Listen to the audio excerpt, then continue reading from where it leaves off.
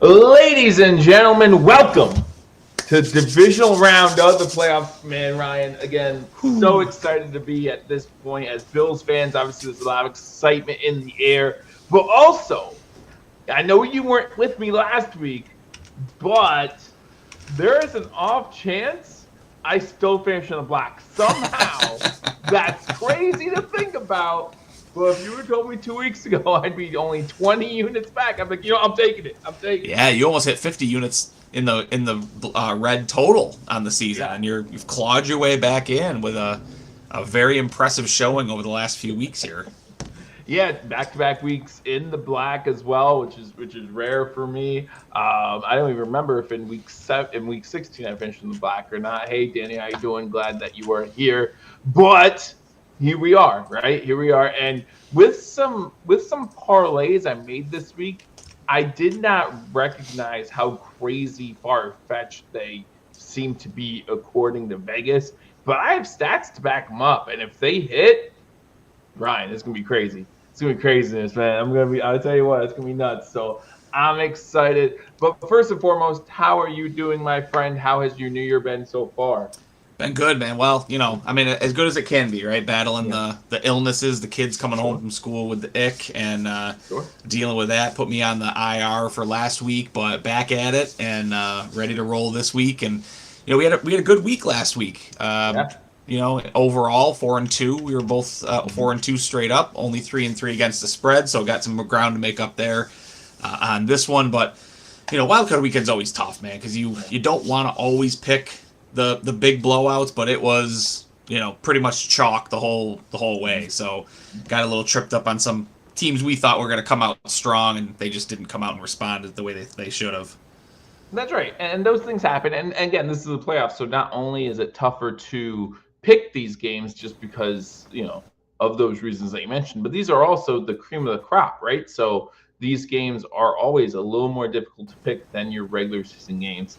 But like you said last week, 3-3 against the spread, 4-2 straight for both of us. I finished plus a little over 1 unit. You finished back a little bit, but still, you, Ryan, sir, are still plus money for the season. So overall, you can't be upset about that.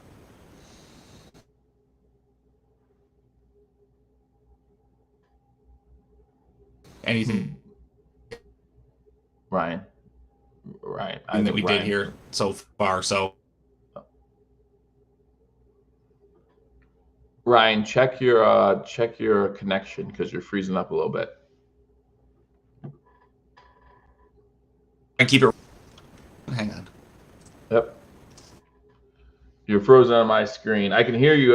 You're choppy a little bit, but I can hear you from time to time. But let me see on here. Guys, as you're joining us, make sure you hit that thumbs up button. And as Ryan is getting that straightened out, I do want to make sure that we say thank you to our sponsor, Mr. Rogers Homes. Mr. Rogers Homes, one of the top realtors in Arizona. Guys, all of his stuff is in the description below, his YouTube channel, all that kind of stuff. So you want to make sure you check him out. Ryan, it looks like you are back and with us, so I didn't mean to interrupt you there. What were you saying, sir? Oh, and then he goes again. There he goes again. There he goes. It's all right. We'll get him back. We'll get him back, and we'll get into our picks. But for now, we'll see if he can get that fixed. But guys, it is divisional weekend in the playoffs. A lot of fun stuff happening. Great games starting tomorrow. Tomorrow you have the Houston Texans going to Kansas City, playing the Kansas City Chiefs. We're going to talk about that game. Ryan and I see that game going differently. So I know you guys will be interested to hear what we have to say about that matchup. Also, we do have what's the second game? The Detroit Lions playing at home against the Washington Commanders in the late game. Detroit in a spot they're just not used to being in. Washington, Jaden Daniels, a rookie quarterback.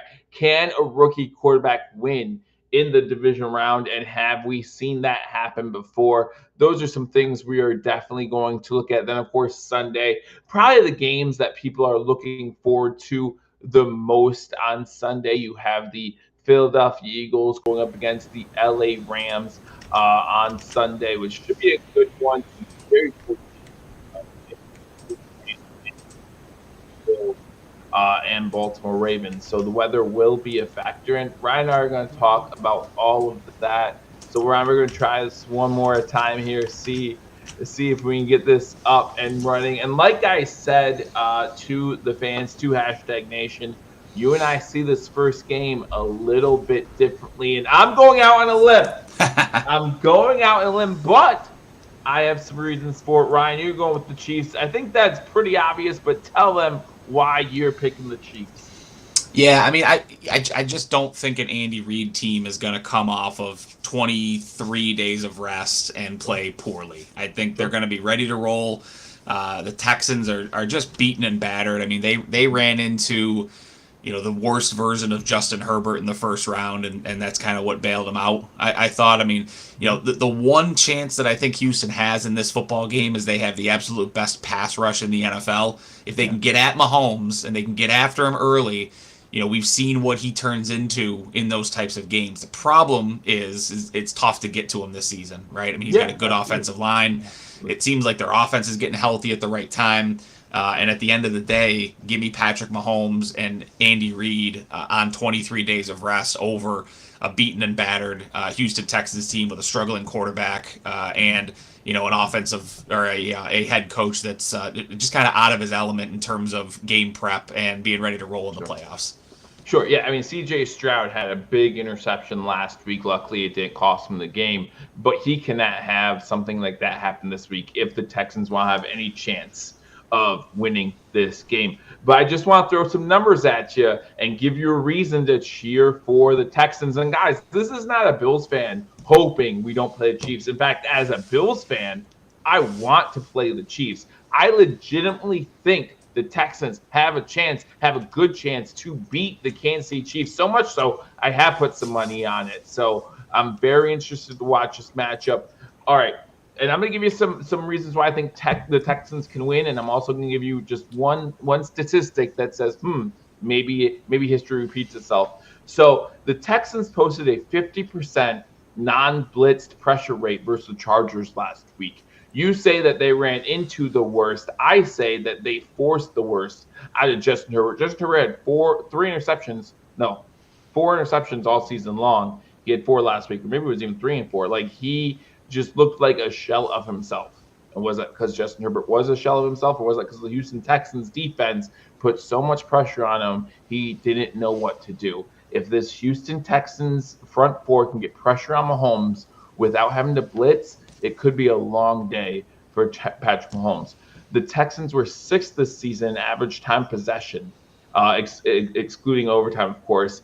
That goes up to 4th on the road. They like holding on to the ball. Mixon expected to play in this game. Sure, which is big. Right, absolutely. That's so big. And I know the Kansas City Chiefs defense is great against the rush, but Mixon's just that kind of back that can make some plays and make some things happen. Make 1st and 10 into 2nd and 6. That's all you're really asking him to do in those situations. And I know that it was 24 days off, right? And then that seems like a good thing. But I look back at some games, not so far out of mind that we weren't alive for them, and say, teams with rest sometimes come out a little worse for wear. And that's not 23, 24 days rest. I mean, that's almost a full month. You think about your body, like physically your body, right? You play 3 games in 11 days in a short span. Your body's beat up. And then you give it almost a month off to recover, and your body is just feeling good. And then it gets that hit again. And what's going to be another cold game in Kansas City, how is your body going to react to that? If you tell me that you're going to get Patrick Mahomes 24 days off, I trust Patrick Mahomes, right? I'm like, yeah, that's fine. It's not Patrick Mahomes I'm worried about, though. It's the other 52 guys who also had 24 days off. Sure. How are they going to respond? Because remember, most of Patrick Mahomes' interceptions came the first half of the season. Why? Because the timing was off, right? The time between him and his receivers. Kelsey wasn't up to snuff the first couple games of the season. I think there's a reason for that. I think that there comes a point where there are too many days off. And is 23 that leaning point? I think so. And one stat I want to throw you away just for fun. This is just the fun stat that I looked up. I like looking up this stuff. So since 2000, there have been 51 seeds, right? Easy math. There's been 25 playoffs since the 2000 season, 51 seeds. 14 times a one seed has lost divisional weekend, which is a little over 25%. The last time it happened was in 2021. We're due. We are due for a divisional loss. And you say, those are different. Did you expect the Patriots to lose to the Jets in 2010 with Mark Sanchez? No one saw that coming. Did you expect some of these you're like, okay, like the Steelers beat the Colts in 2005. That's one that rings fresh in my mind as far as timing being off for offenses with Peyton Manning, Reggie Wayne, all that. You thought, man, they were just going to steamroll the Steelers, and they only scored 18 points. So I know it's unlikely according to most people, but then I hear Stephen A. Smith say, I give him a 0% chance. And just last week, they talked about how Rex Ryan said that the Chargers had a bye week, and that's what gave him a little extra edge. And I'm just like, you're giving the team that shouldn't have a chance, a puncher's chance, and that's all it takes sometimes. So I'm excited for this game. And like I said, this isn't just me blowing smoke. I think the Texans really do have a chance here. I think it's going to be a fun game. I'm looking forward to it. It's a great way to start divisional weekend. And if the Texans win, that means the winner of that Sunday night game is going to be home. So that's something to look forward to if you are a Buffalo Bills fan. We'll get to that game in just a little bit. Let's move on to the night game, the Sunday night game. And now this one, Ryan, you and I seeing going the same way. And for me, David Montgomery coming back in this game is going to be a huge lift, I think, for the Lions. Not saying they need it. I think this game goes back and forth for a little bit, maybe for 3 quarters, but then the Lions are just a little too much. Yeah, I mean, Jaden Daniels, great story. We keep going back to it, right? That preseason show that you and I did, I said he was a sneaky pick for Offensive Rookie of the Year. He's going to win Offensive Rookie of the Year. I think he's going to win it going away. But they're running into a juggernaut. I mean, the Lions are getting healthy when they need to get healthy. They're not getting everybody back, but Anzalone's back. He had 8 tackles last week. Sounds like David Montgomery's going to be a full go this week. I just think that the Lions have too much firepower. This is going to be a shootout, though. This is going to be a really fun game. This might, this is like sneaky game of the weekend type of football game, because I think there's going to be a lot of points scored. I think it's going to be exciting. But at the end of the day, I think the Lions are just too much. Yeah, and I was looking through one of my social media apps. I forget which one because I have all of them. It's ridiculous. But if you're looking for like a no punt game, and like the odds are huge for there not to be any punts in this game, but still take it because there might not be punts in this game because Dan Gamble's going for every single 4th down he needs to go for, and Washington might be down the points, but they need to go for it in certain situations. So very excited to see this game. Ryan, I have a little bit of a trivia question for you. Since 2014, there have been 20 rookie quarterbacks who have played in the playoffs. Have played, not necessarily started, but just have played. Only 3 of them have made the divisional round. Can you name them? It's unfair. You're not going to, but I would be shocked. was one Tebow? Was he a rookie that year? No, beat the Steelers? No. It was not Tebow. No. One is Stroud last year. Okay. And then you have Purdy, who actually ended up making it to the Super Bowl his rookie year, right? Yep. And then the third one, he didn't throw the ball a single time. I think he had 1 rush in the game. It was Taysom Hill. Oh, okay. All right.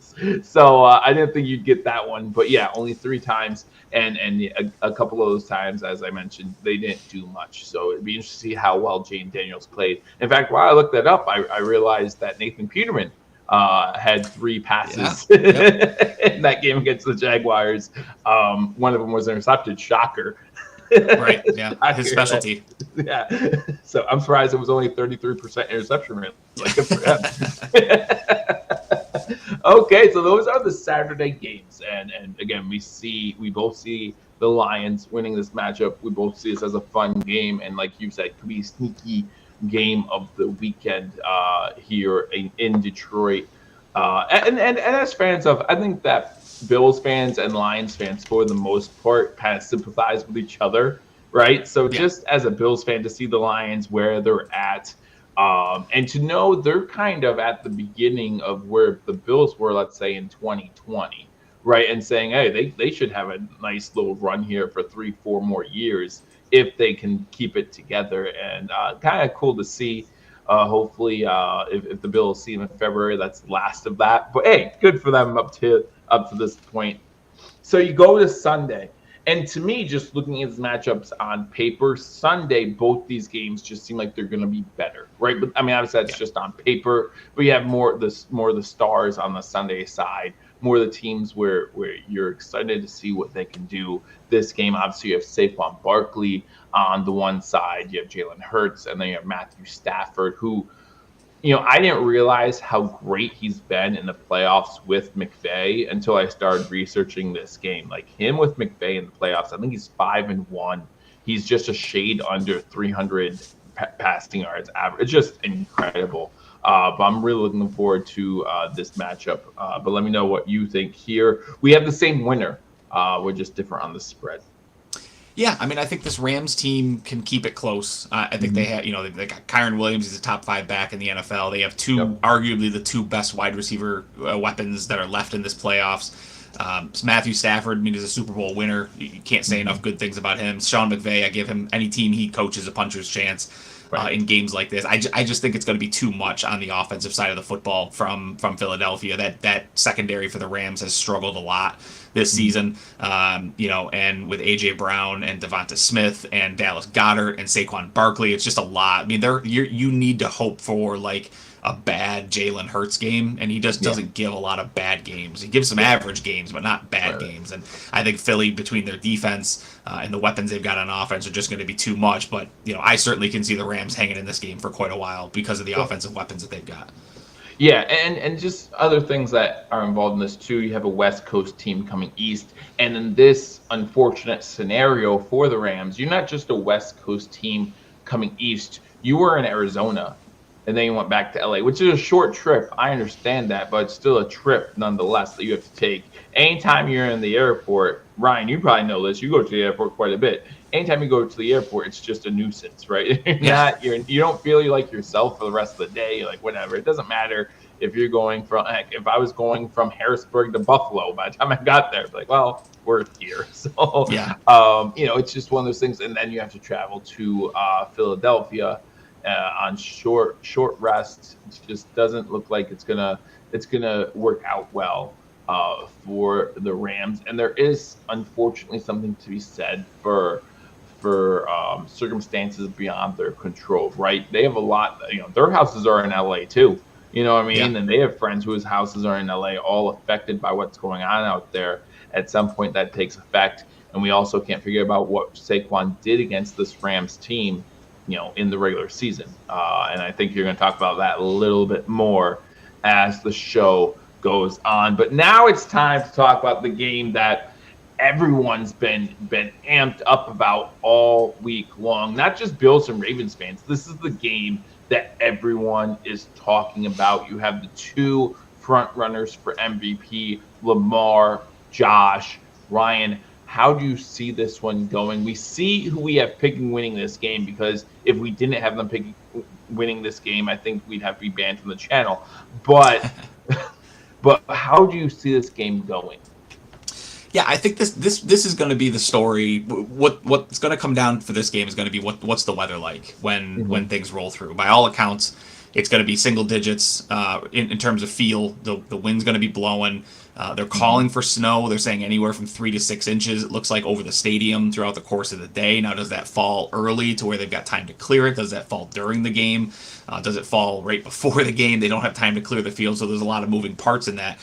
Right. Baltimore's got Derrick Henry, right? Like that's a huge weapon. But Buffalo has a running game that can control the clock as well. We saw it last week with Denver. Mm-hmm. They have the opportunity to slow the game down, grind it out. Their offensive line is one of the best in football. The Ravens, however, have probably the best run defense in the NFL right now. Since they moved Kyle Hamilton to safety, that defense has been completely different. I think the story here is just going to come down to what it's supposed to come down to, and that's the quarterbacks. If the snow dictates that these quarterbacks can't throw the ball successfully downfield, it's going to come down to the legs. And in weather like this, in a football game like this, I will take the legs of Josh Allen over the legs of Lamar Jackson. Josh Allen, 6'4", 6'5", 240. Like he's a hoss, right? He's big, he's strong, he runs fast. He's built for this type of weather, right? Like Josh Allen is a prototypical Buffalo weather type of football player. Lamar Jackson, we've seen him shrink in cold weather games. We've seen it time and time again. You know, he played well last week against Pittsburgh, but that Pittsburgh team to me didn't have any fight left in them. They didn't want any part of that football game. They were on a 5-game skid. You know, they wanted to go home and be done with the season. So Lamar played well. Mm-hmm. Lamar historically has not played well on the road in the playoffs, specifically against Buffalo. We saw what happened during the COVID year. He came in, he threw that pick 6 to Taron Johnson that kind of put the game out of reach. Then he got a concussion not too long after that, got slammed to the ground. So, I mean, this is going to be what everyone wanted to see, right? It's going to be Josh Allen, it's going to be Lamar Jackson, and it's going to be which quarterback can make more plays. And for all the MVP talk, the 2-time MVP, is he going to be a 3-time MVP? Is Josh Allen going to win it? If it comes to who's the guy that can make the play when they need to make the play, I don't know very many people that would take Lamar Jackson over Josh Allen in the playoffs, in the divisional round, the way that Josh has played. To me, it's who's going to make one extra play for their team, and in those situations, I'm taking Josh Allen against any quarterback in the league that's not named Patrick Mahomes. So give me Buffalo in this one. I think, Sean McDermott, to all my criticism of him, I think he's shown growth. He goes when he's supposed to go, punts when he's supposed to punt. I worry if it's an end-of-game situation and we need some timeouts called. I worry there. But by all accounts, he's improved. The team is looser. The team is having fun. They're 9-0 at home this season. 16-5 overall at home in their history. The Bills are, which is a fun stat that I heard today. They're 16-5 at home in the divisional round in their history, and I'll take that team with Fitzpatrick pregame amping the crowd up. Bills Mafia is going to be out in force, and I think Buffalo gets things done this time around, and it would be an ideal scenario for them, obviously, to see Kansas City lose the day before. Right. So then that the AFC title game's coming through the winner of this game. Right. I think, but as I picked earlier, I think the Chiefs are going to get it done. But if you're Buffalo, the way to win this thing is to go through a Super Bowl winning coach in Sean Payton, go through another one and a 2-time MVP candidate in Baltimore, go to Kansas City, go through Patrick Mahomes to get to the Super Bowl. This is kind of like the fairy tale. If you're going to slay the dragon, this is the way to do it kind of season for Buffalo, and I think they're going to get it done this weekend. Yeah, I actually wasn't sure how I felt about this game until I saw that they had the Bills as an underdog. And I was like, okay, we want to go that route. Okay. The Buffalo Bills have not been a home underdog since 2020. And now here they are, an undefeated season at home, and they're an underdog. And I put this on Twitter, and Ryan, I'm not sure if you saw this or not. There was another time this season where the Ravens were, at that point it was 1.5. Now it's down to 1. I think it's going to change a little bit between now and Sunday still. But there was only one other time this season where the Ravens were a home favorite or a road favorite by 1.5. Do you know who they played against? The Dallas Cowboys. So you're comparing this Buffalo Bills team, and from a betting standpoint, you're saying this Buffalo Bills team is the Dallas Cowboys, and I just laughed at that. And then, I did not realize going into this week that the Buffalo Bills were gonna be such big underdogs in the eyes of the mainstream media. I did not realize that was going to be a thing. I was like, wow, everyone is picking Baltimore. But there are just so many things I see in this game that I think there is potential for this game not to be close, in my opinion. For Buffalo to kind of start breaking away towards the end. Derrick Henry, and this stat I found on Twitter, Derrick Henry has played in 2 games below 20 degrees. In those 2 games, he's averaged 63.5 rushing yards. If the Buffalo Bills keep Derrick Henry under, let's say, 80 yards, that bodes very well for the Buffalo Bills. And if you look at what the Ravens do, if you hold the Ravens to 2nd and 8, if you hold Henry to 2 yards on first down, you're more than likely not seeing him on 2nd and 3rd down. He normally only stays in the game if it's like 2nd and 6, 2nd and 5, and he's able to keep those things going. If you can make this Ravens team one-dimensional, I know he's a 2-time MVP, and everyone talks him up about how great he is. And I hate this narrative that because you think Josh Allen's MVP, you somehow think Lamar Jackson sucks. Or because you think Lamar Jackson's MVP, you somehow think Josh Allen sucks. Like, they can both be great. Like, it's very possible that we're in one of the best eras in NFL history when it comes to great quarterback play. Unfortunately, there's another great quarterback involved in that in Patrick Mahomes, and he ain't giving that up anytime soon. I heard someone today say that one of the reasons why he believes this game is being talked up so much is because Bills Mafia and the Ravens Nest, or whatever they call themselves over there, they're so scared about what they're going to hear Monday when their team loses. Because one of these teams are going to lose, right? One of these teams are going to lose. Lamar Jackson might lose. Josh Allen might lose. If Lamar Jackson wins, as crazy as it might sound, if the Baltimore Ravens beat the Buffalo Bills, for all the talk about Lamar Jackson not able to get done in the playoffs, him and Josh Allen will both be 500 in the playoffs. So that narrative might take another turn if Josh Allen can't win. But then I hear things like, who would benefit more from a win as far as their status, or and in my opinion, neither of them, if they can't get past championship weekend, right? Like, this game's great, this game's wonderful, but if neither of you beat, let's say it's Mahomes, or let's say even worse, let's say C.J. Stroud goes in there and slays the beast, and then you lose to C.J. Stroud and the Texans. Like, that's bad. At home, by the way. Like, that's bad.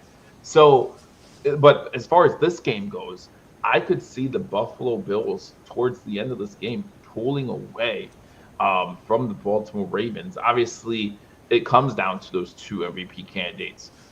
But when it comes to the playoffs, I think that I'm leaning towards Josh Allen not to make that mistake. Lamar Jackson, 7 playoff games, 6 interceptions. Josh Allen, was it 11, 12 playoff games, 4 interceptions. So when you look at those statistics, and when I look at Lamar Jackson, he's now 3-4 in the playoffs. But I look at the 3 wins; they're all against teams he should have beat. That the Ravens should have. They were favorites in all 3 of those games that he won. And listen, I mean, Lamar Jackson. I mean, the narrative against Lamar Jackson and Josh Allen will be different, win or lose here, right? If Lamar wins and goes to 500 and Josh falls to 500, the narrative's still different between the two of them, right? They're not 500 quarterbacks, because when you look at the games that Josh's teams lost, he was otherworldly in those losses. And I mean, you can argue that, he's played some of his best football in the playoffs. That 13-second game, was obviously, a masterpiece of quarterback play. Lamar Jackson has been, by and large, the reason that the Ravens have lost in the playoffs. The 4 years that they've lost. I mean, again, I go back to that pick 6 that he threw to Taron Johnson. I mean, that was as easy as it comes, with a 100-yard pick 6. And, if Lamar Jackson comes out and plays, spectacular and wins this football game, maybe I can see the narrative changing in terms of, okay, has he turned a corner? Is he finding the monkey off his back kind of thing? But I don't think there's any argument that Lamar Jackson has more to lose with a loss here than Josh does. If Josh goes out and they lose this football game, and he's not the reason they lose, because he's typically not, or even if he is the reason that they lose, the narrative there just becomes, well, he was bound to have a human game in the playoffs, right? Lamar Jackson comes out and loses his football game and doesn't look good in the process. Now it's choke. Now he's the 3-time MVP, potentially definitely 2-time MVP that chokes in the playoffs. I mean, that's a big deal. And I think Buffalo's gonna show different things than they did in Week 6 against them, right?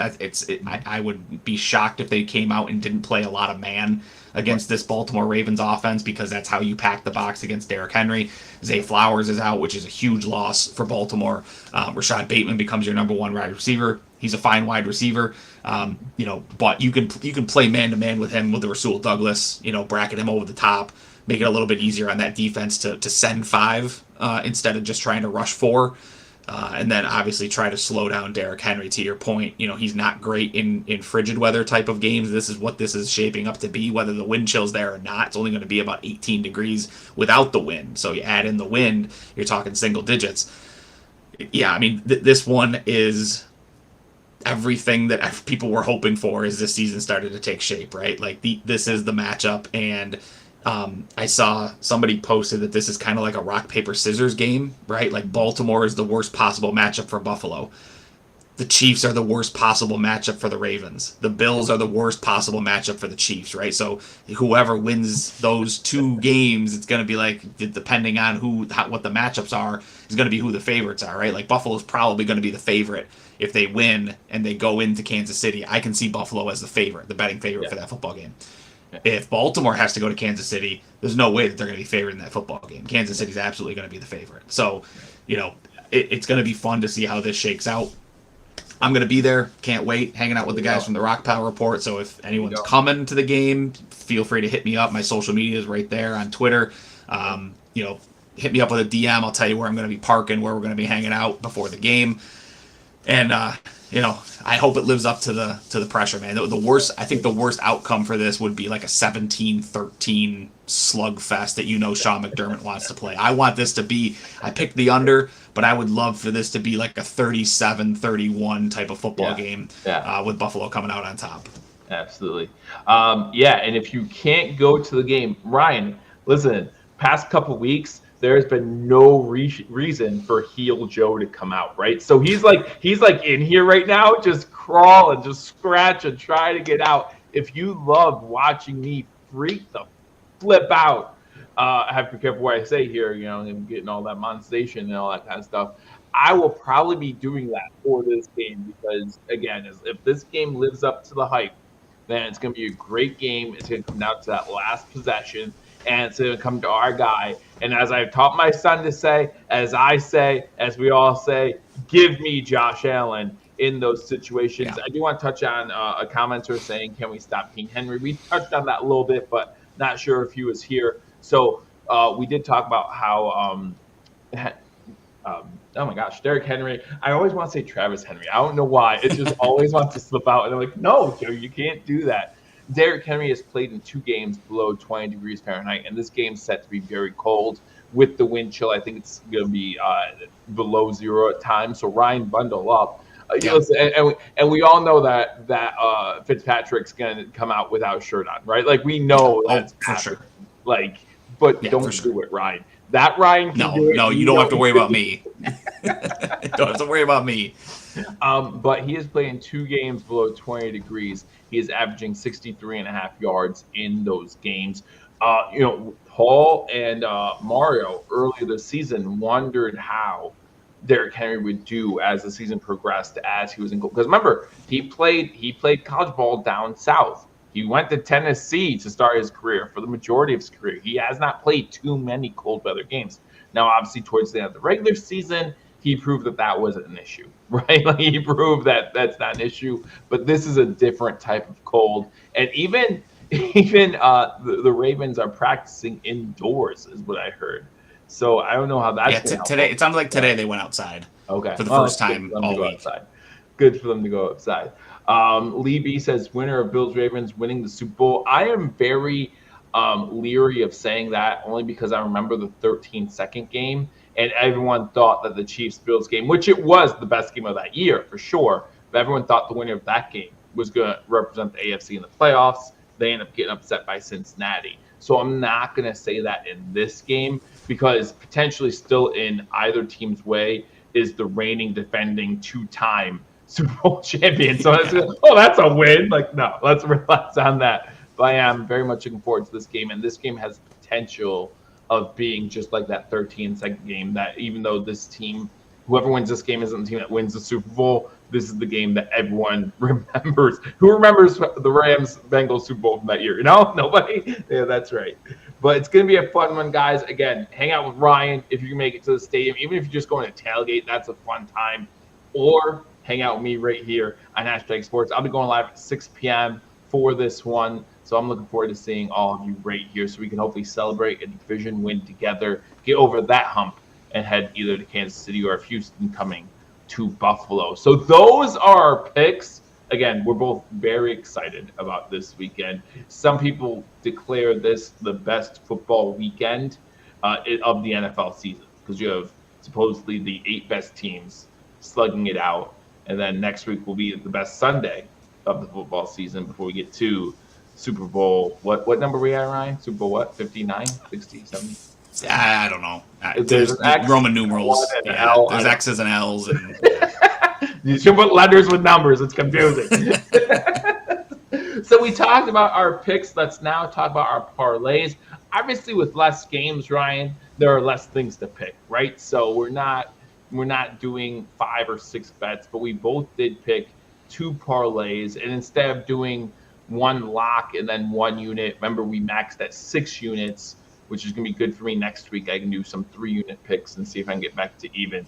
But we both picked 2 units here. I'll go over my first parlay, and then I'll let you cover your first, and I'll do my second. So my first parlay here, you see that I have Dalton Schultz 5+ receptions. Listen, the Chiefs, for all that they do good, they do not cover tight ends well so far this season.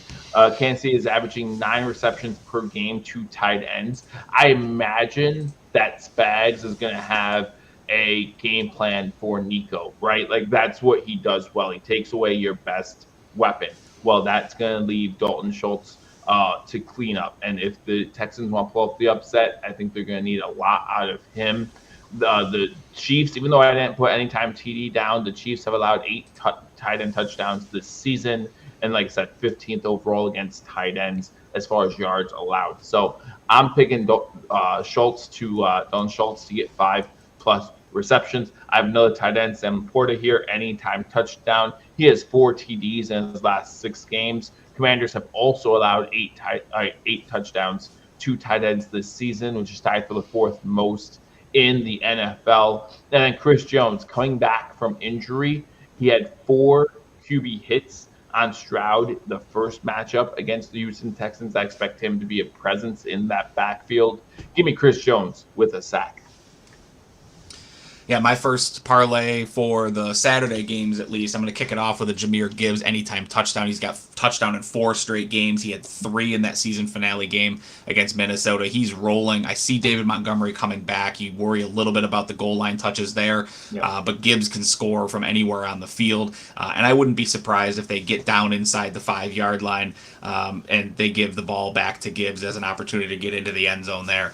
Next one is Kareem Hunt. I have him for an anytime touchdown as well. The Texans are allowing 130 yards rushing over the last 3 weeks. Hunt has 2 straight games with a touchdown, including that last matchup against Houston on Christmas Day, where he did get into the end zone there as well. And then Terry McLaurin, 60+ receiving yards. Detroit's allowing almost 300 yards passing over the last 3 games.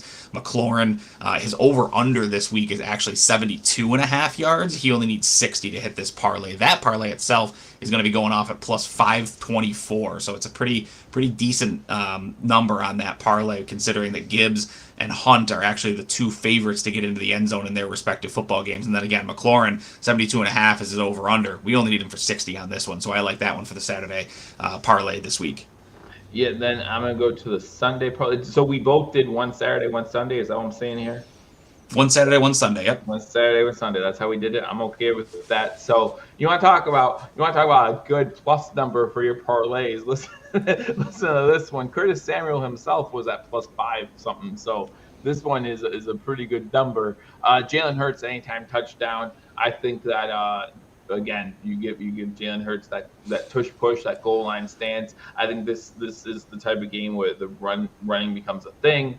And Jalen Hurts has scored 5 rushing touchdowns in 6 playoff games. So I think that Jalen Hurts does find a way to get into the end zone. Matthew Stafford, as I said earlier, averaging almost 300 yards per game in the playoffs with McVay as his coach. Here, I'm asking him to get 225. I think the over-under for him is set at like 211, something like that. So not asking for too much more out of him in this game. And I think in order for the Rams to win this game, he's going to have to hit that number. And Curtis Samuel, leading receiver for the Buffalo Bills last week, if you look at what he's done the second half of the season, especially let's say starting from week 14 on, you see his targets getting up there. Now, listen, yeah, last week, 3 receptions, 3 targets. That means he is reliable. And I think that as he becomes more reliable, more of a weapon for Josh Allen will utilize him.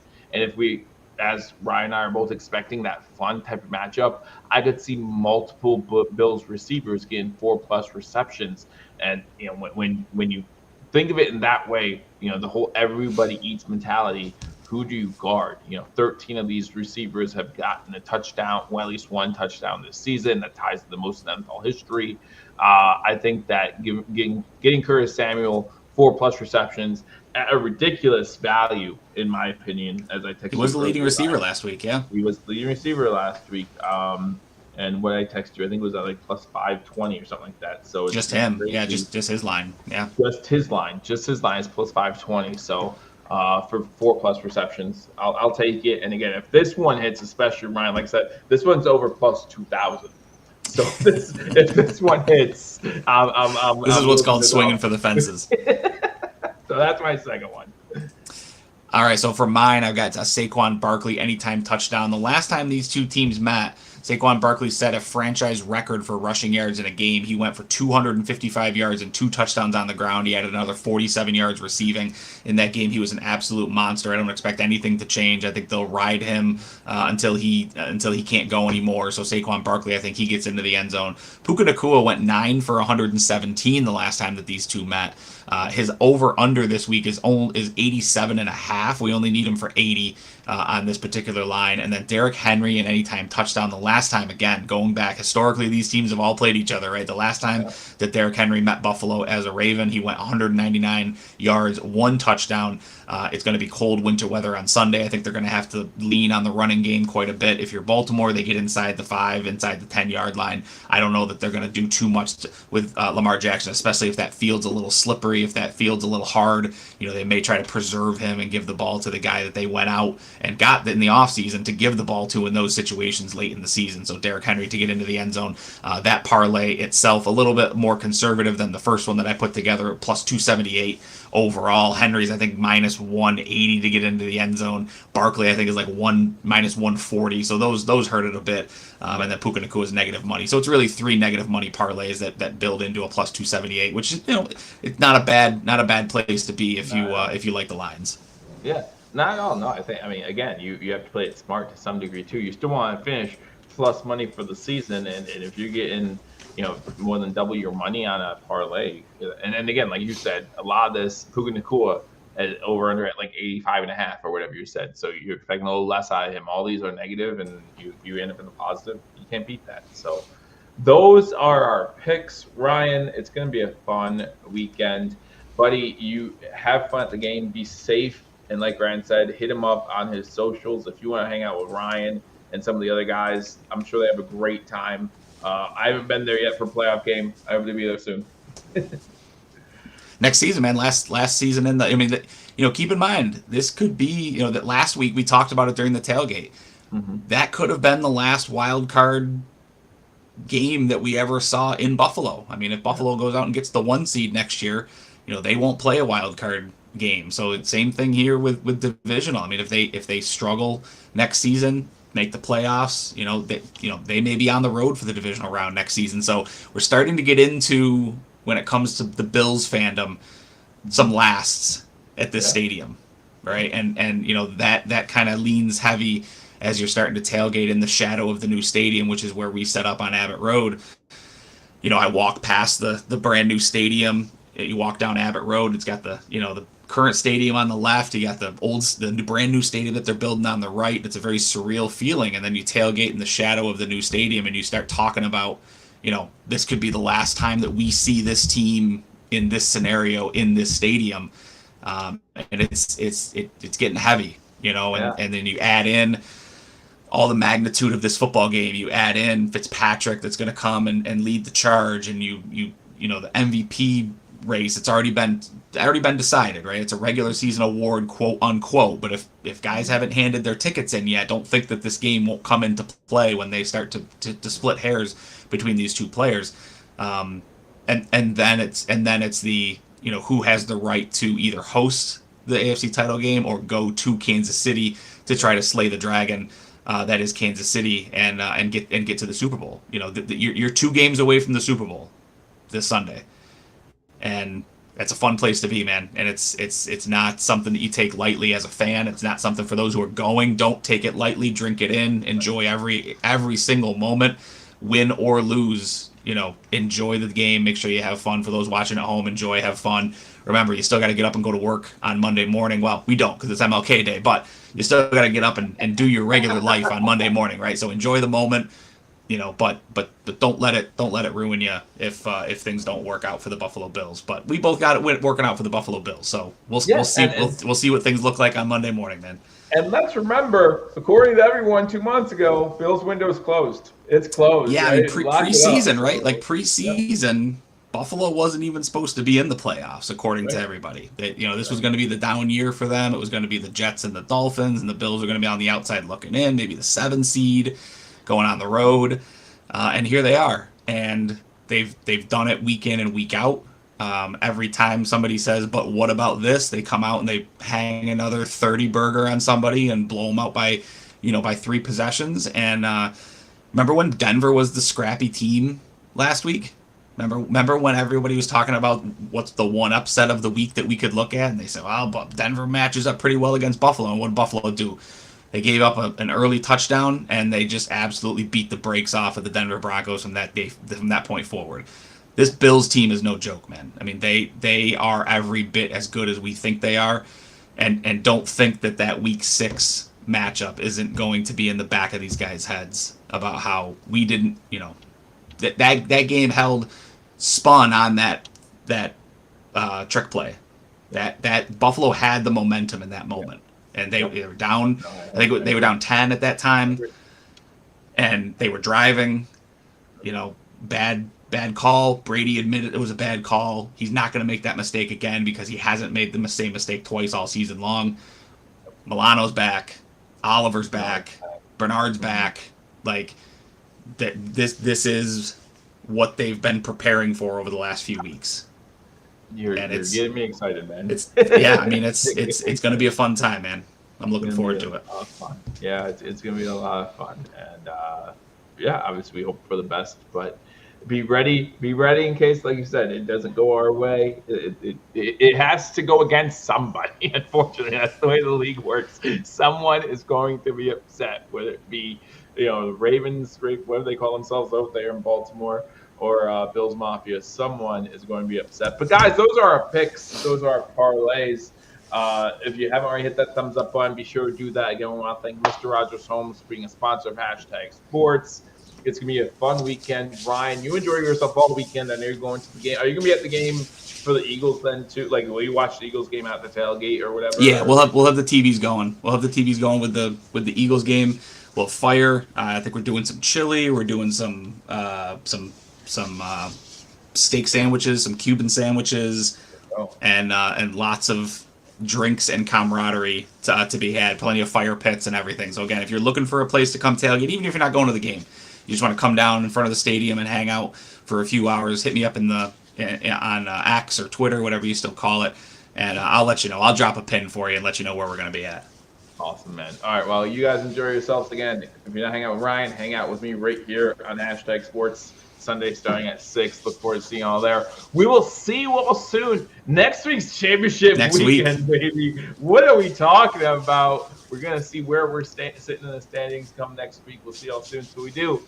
Go Bills. Go Bills.